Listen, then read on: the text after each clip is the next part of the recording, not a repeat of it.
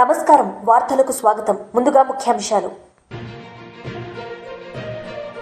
జనసేన అధినేత AP deputy CM Pawan Kalyan media సమావేశం, పలు అంశాలపై వివరణ.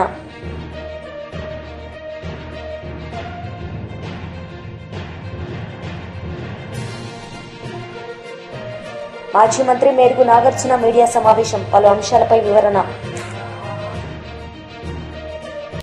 జనసేన అధినేత AP deputy CM Pawan Kalyan media సమావేశం నిర్వహించారు. ఈ సందర్భంగా పలు అంశాలపై ఆయన మాట్లాడారు.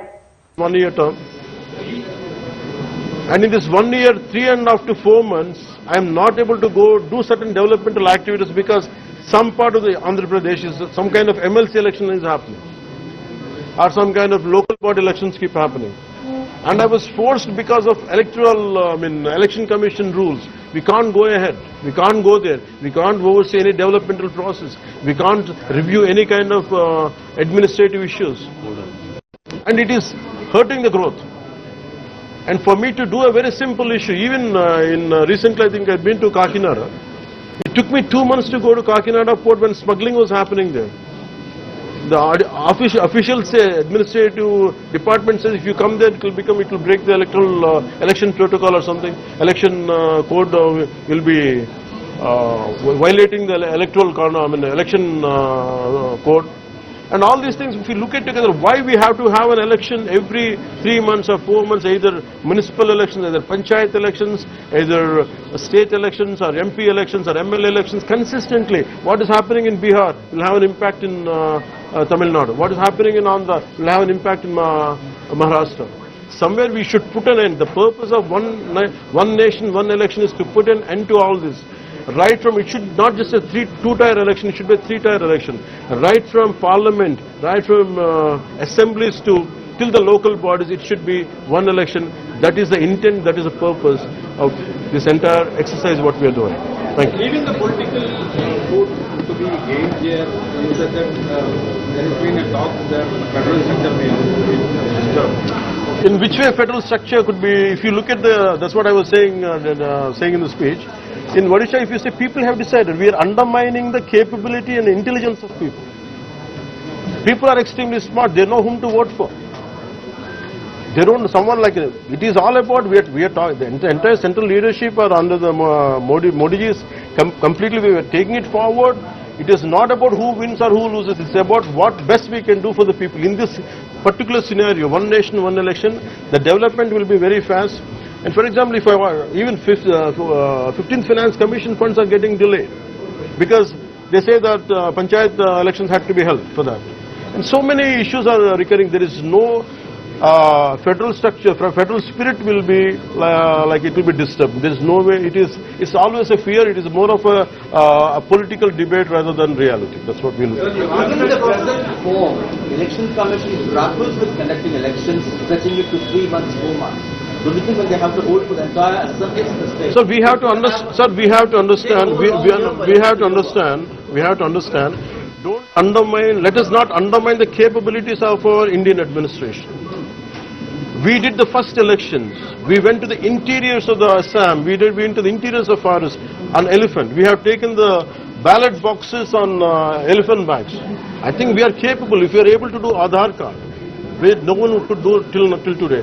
I think simultaneous elections is not an issue with the size of administrative strength we have. I think that can't hold water. But parliament elections alone could take 2 to 3 months. We will devise ways, we will find ways. It will take much longer time. Not necessarily. We will devise ways, we will find ways. Even let us say, okay, your argument say if it's say 2 months or 3 months. But when compared to, imagine recurring elections every 1 year, 2 years, which is better? This is better. But we firmly believe we have the administrative capability and administrative ability to take this forward. So one question being asked is that if a present rule is being implemented, that is actually going to break this cycle. How do we have any options for it to handle that? This is what I'm saying. Instead of negating it, instead of let it go forward, then whatever the hurdles are there, that's what I've been saying it continuously even before and even now. I think we can negate, we can discuss. Let us have a discussion about it without even negating it. Let us agree and we can go forward and we'll see how it can unfold, because no one is going to violate the constitution in this country. It will take BRS పార్టీలో చేరికలు జరిగాయి. ఈ సందర్భంగా RS Praveen Kumar ని పలు అంశాలపై ఆయన మాట్లాడారు. కేటీఆర్ గారి ఆశీర్వాదంతో ఈరోజు మన నడిగడ్డ పులిబిడ్డ మరి బాసు హనుమంతనాయుడు గారు ఈరోజు మరి ఒక జన ప్రవాహాన్ని ఒక సునామీ లాగా ఈరోజు నడిగడ్డ నుండి మరి కృష్ణానది దాటి తుంగభద్ర తీరం నుండి కృష్ణానది దాటి ఈరోజు మూసీ నది తీరం దాకా వచ్చిన మీ అందరికి కూడా మరొకసారి హృదయపూర్వక ధన్యవాదాలు తెలుపుతున్నా మిత్రులారా నేను మరి కేటీఆర్ గారు నేను పార్లమెంట్ ఎలక్షన్లలో బీఆర్ఎస్ పార్టీ ప్రచారం కోసం గద్వాల వచ్చినప్పుడు గద్వాల్లో రకరకాల మండలాల్లో తిరిగినప్పుడు బ్రదర్స్ కూర్చోండి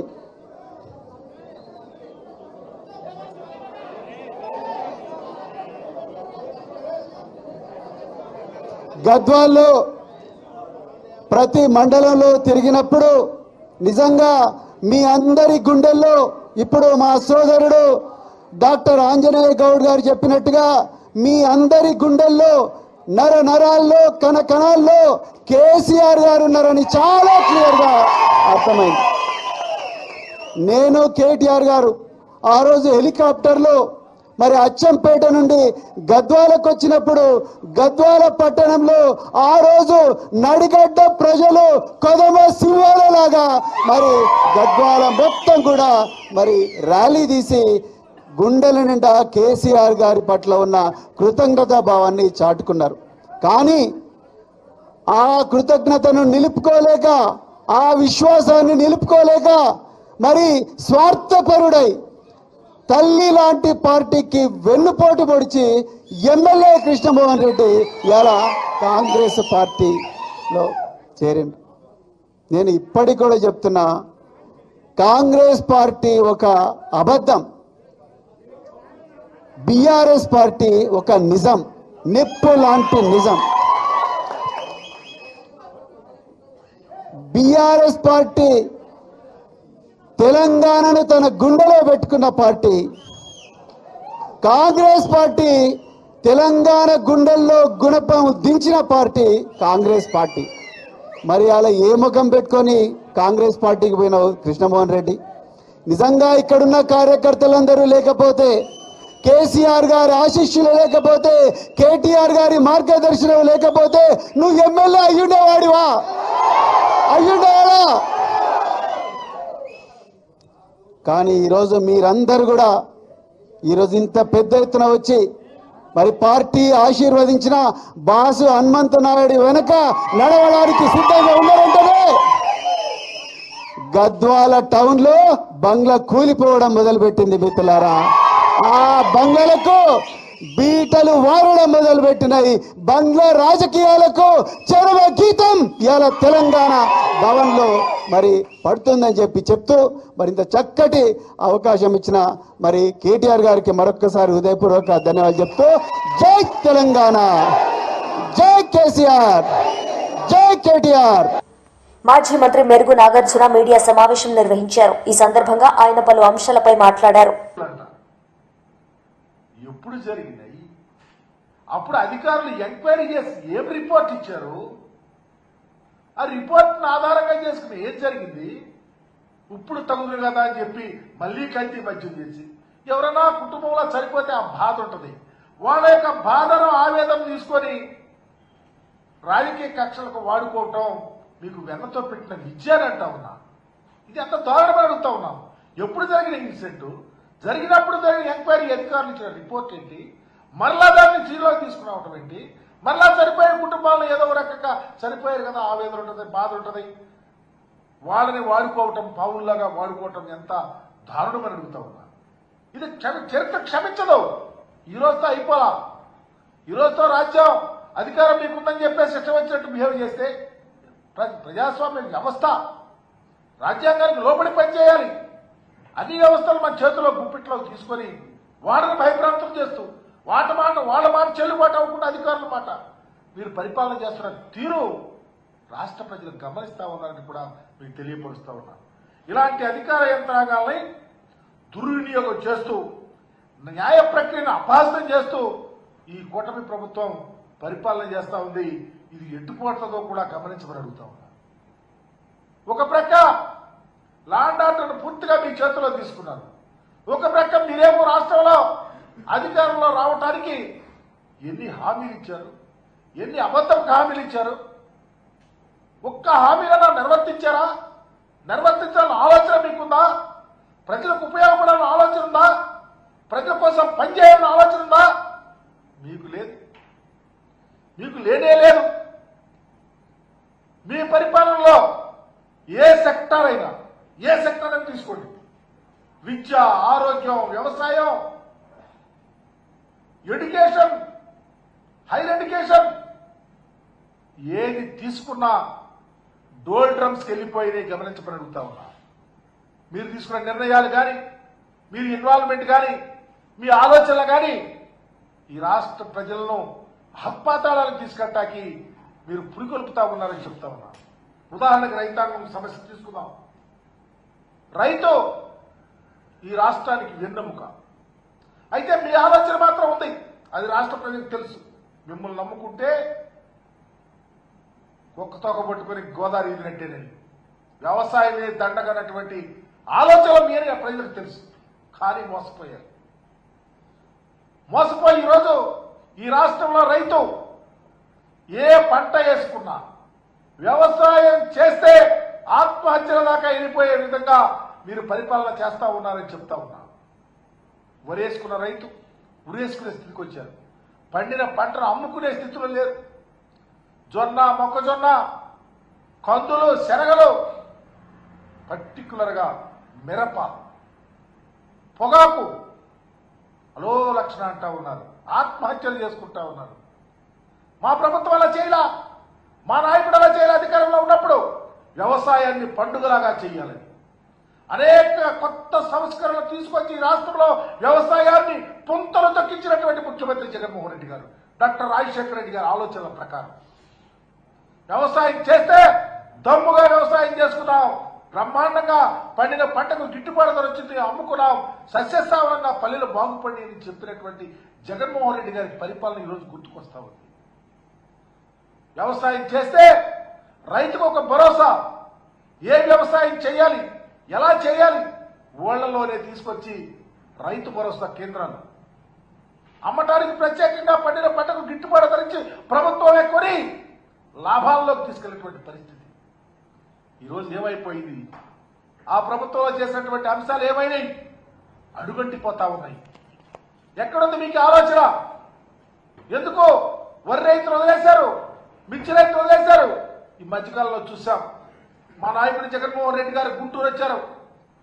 మిర్చి రైతులు ఆవేదన చూసి వారి యొక్క కన్నీళ్లు తుడవటానికి, వాళ్ళ భరోసా కల్పించడానికి, ప్రభుత్వానికి కరువిప్పు కలిపే విధంగా చేయాలని ఒక ఆలోచనతో గుంటూరు వస్తే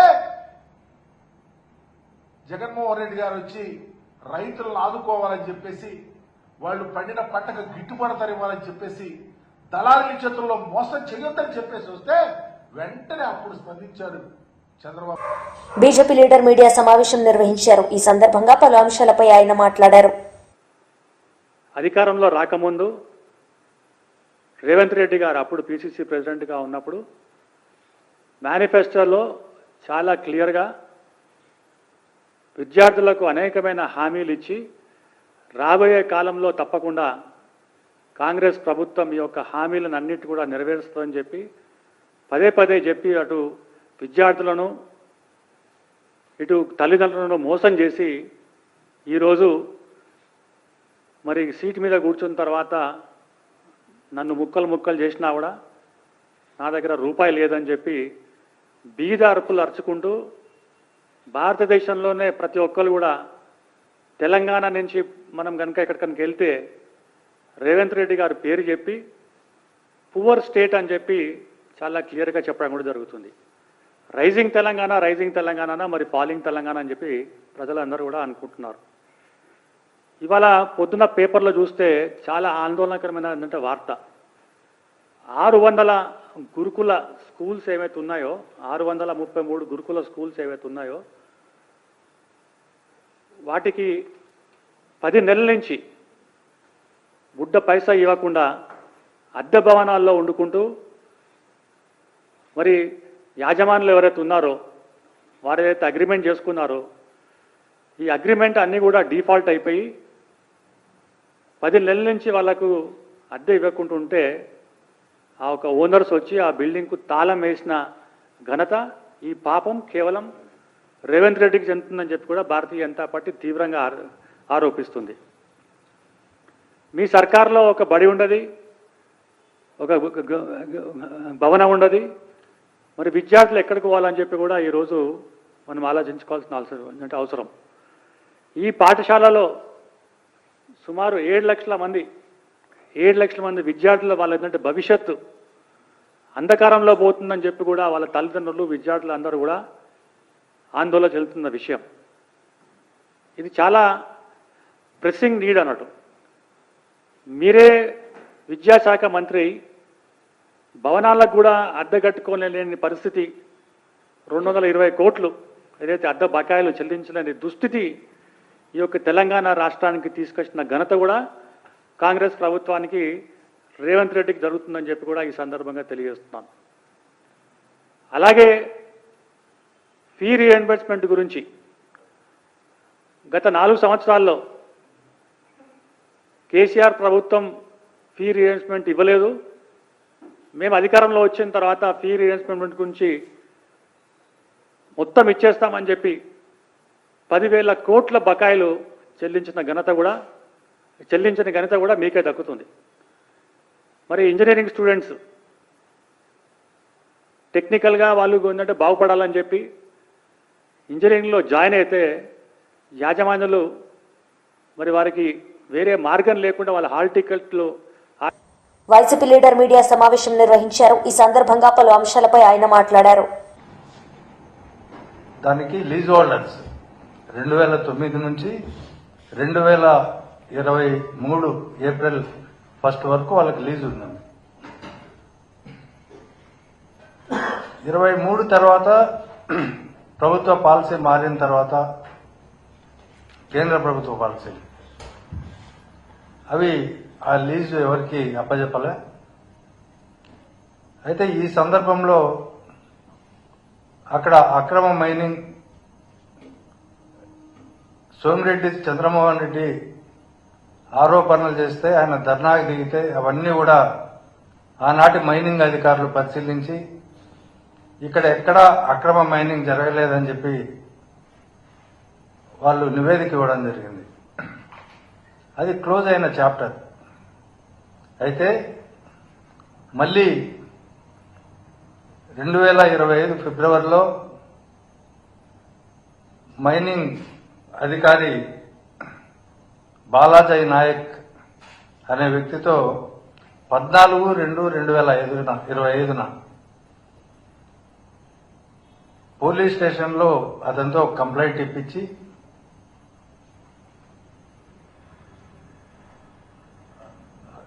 ఆడ కేసు రిజిస్టర్ చేయడం జరిగింది.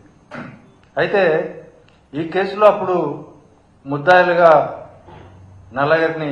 ముగ్గురిని చేరిస్తే ఆ ముగ్గురిని కూడా యాంటిసిపేటరీ బెయిల్ వచ్చింది. ఎందుకంటే అన్ని కూడా 7 సంవత్సరాల లోపు పడే శిక్షలే ఉన్నాయి కాబట్టి వాళ్ళంతా హైకోర్టును ఆశ్రయిస్తే యాంటిసిపేటరీ బెయిల్ ఇవ్వడం, తర్వాత స్ట్రిక్ట్ గా ఇప్పుడు 35(3) బిఎన్ఎస్ అంటామో అప్పుడు 41A సిఆర్పిసి ప్రకారం వాళ్ళతో వివరణ తీసుకొని వాళ్లకు బెయిల్ ఇవ్వమని చెప్పి కోర్టు చెప్పడం, ఆ ప్రకారం వాళ్ళ ముగ్గురికి బెయిల్ వస్తుంది. బెయిల్ వచ్చిన వెంటనే కాకాని గోవర్ధన్ రెడ్డి ఎటువంటి పరిస్థితుల్లో అతను తప్పించుకోకూడదు, ఇందులో నాన్ బెయిలబుల్ సెక్షన్స్ పెట్టి అంతవరకు కాకాని గోవర్ధన్ రెడ్డి పేరు ఈ కేసులో ఎక్కడా లేదు, అండ్ అదర్స్ అని ఉంది.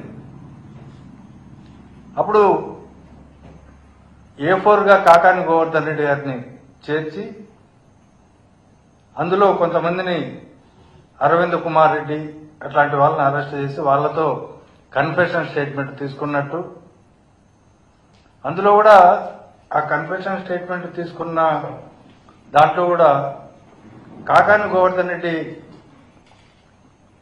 నేను ఉంటాను, మీకేమీ కాదులే, మీరు జరుపుకోండి అని మాకు అభయం ఇచ్చాడు అని చెప్పి అదంతా కన్ఫెషన్ స్టేట్మెంట్ తీసుకుని తర్వాత 27/2/2025న సోమిరెడ్డి చంద్రమోహన్ రెడ్డితో పోలీసులకు ఒక స్టేట్మెంట్ రికార్డ్ చేసి 28/2/2025న అంటే మరుసటి రోజే ఆల్టరేషన్ మేము ఒకటి కోర్టులో వేస్తారు. ఏది కాకాని గోవర్ధన్ రెడ్డి వాళ్ళ పేర్లు అంతకు ముందు లేవు, తర్వాత వీళ్ళందరినీ యాడ్ చేసి కోర్టులో ఒక మెమో వేయడం, 27ను ఆయనను విచారించినట్టు 28న ఆల్టరేషన్ మెమో. సెక్షన్లు కూడా మార్చేస్తారు. నాన్ బెయిలబుల్ సెక్షన్ అన్ని 10 సంవత్సరాల పైన ఉండే శిక్షలను తగిన సెక్షన్లను పెట్టి అతని బెయిల్ రాకుండా నిర్బంధించాలనే ఉద్దేశంతో ఒక తప్పుడు కేసు పెట్టారు. ఆ తప్పుడు కేసులో ఈరోజు అతన్ని అరెస్టు చేయడం అనేది ఈ పోలీసుల ఈ ప్రభుత్వ పైశాచికత్వానికి నిదర్శనం. ఎందుకంటే అంతకుముందు 3 ముద్దాయిలను ఇదే కేసులో బెయిలబుల్ అఫెన్సెస్ పైన పెడితే వాళ్ళంతా రిలీజ్ అయిన తర్వాత ఇతని పైన అక్రమ కేసు పెట్టడం, సెక్షన్ ఆఫ్ లా మార్చడం ఇవే జరుగుతున్నాయి.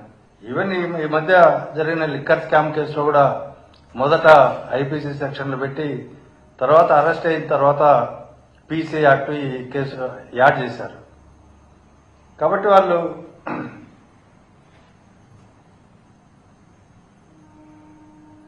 దీంట్లో కూడా ఎక్కడ ఈ గవర్నమెంట్ బాలాజీ నాయక్ ఇచ్చిన స్టేట్మెంట్ లో కూడా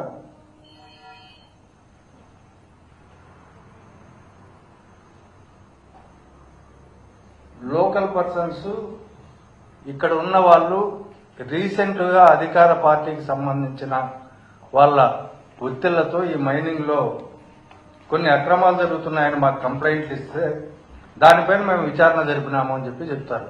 అంటే గత వైసీపీ ప్రభుత్వంలోది కాకుండా తర్వాత రీసెంట్ గా జరిగినట్టు. తర్వాత అరవింద్ కుమార్ రెడ్డి అనే A6 కన్ఫెషన్. వార్తలు ముగించే ముందు ముఖ్యాంశాలు మరోసారి. జనసేన అధినేత AP deputy CM Pawan Kalyan media సమావేశం, పలు అంశాలపై వివరణ.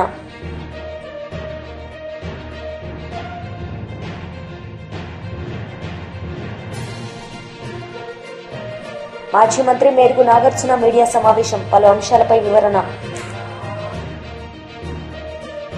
ఈ వార్తలు ఇంతటితో సమాప్తం. తిరిగి ప్రసారమయ్యే వార్తల్లో మళ్ళీ కలుద్దాం. అంతవరకు సెలవు. నమస్తే.